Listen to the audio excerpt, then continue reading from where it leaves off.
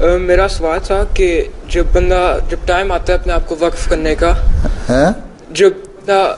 جب اپنے آپ کو وقف کرنا ہوتا ہے تو اس میں کس چیز کی جو کام کرنے کی جو لائن ہوتی ہے اس میں جا سکتے ہیں؟ جس طرح اگر آپ نے پائلٹ بننا ہے اور آپ وقفے نہ ہو تو آپ وقفے نہ ہوئے، آپ نے پائلٹ بننا ہے تو آپ پہلے پوچھیں ہیں کہ میری بہت زیادہ خواہش ہے پائلٹ بننے کی، میں صرف پائلٹ ہی بن سکتا ہوں، کچھ اور نہیں بن سکتا.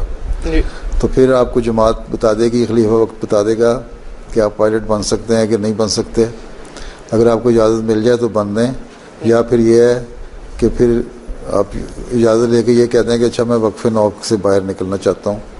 میرے اماں ابا نے تو مجھے وقف کیا تھا، اگر جماعت کی ضرورت نہیں تو میری دلچسپی یہ ہے مجھے اجازت دی جائے کہ میں یہ کام کر لوں، پھر کسی وقت کسی اور طریقے سے میں جماعت کی خدمت کر لوں گا، اور وقف نو کی فہرست میں سے مجھے کاٹ دیں. ٹھیک ہے.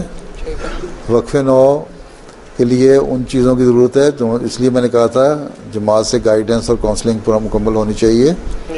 جن کی ہمیں ضرورت ہے زیادہ، ڈاکٹرز ہیں، ٹیچرز ہیں، ٹرانسلیشن کرنے زبانوں کے ماہر ہیں، انجینئرز ہیں، آرکیٹیکٹ ہیں، اور بعض شعبے ایسے ہیں، بعض دفعہ وکیلوں کی بھی ضرورت پڑتی ہے.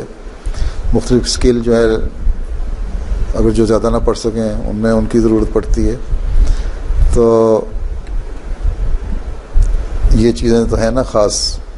اس کے علاوہ پوچھ لو، یا کچھ وقت کے لیے بعض لوگ کہہ دیتے ہیں اچھا ہمارے یہ دلچسپی ہے، ہمیں کم از کم 2 سال 4 سال 6 سال اجازت دیں کہ ہم وہ کام کر لیں، تو ان کو اجازت مل جاتی ہے.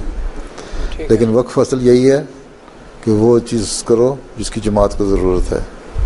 ٹھیک.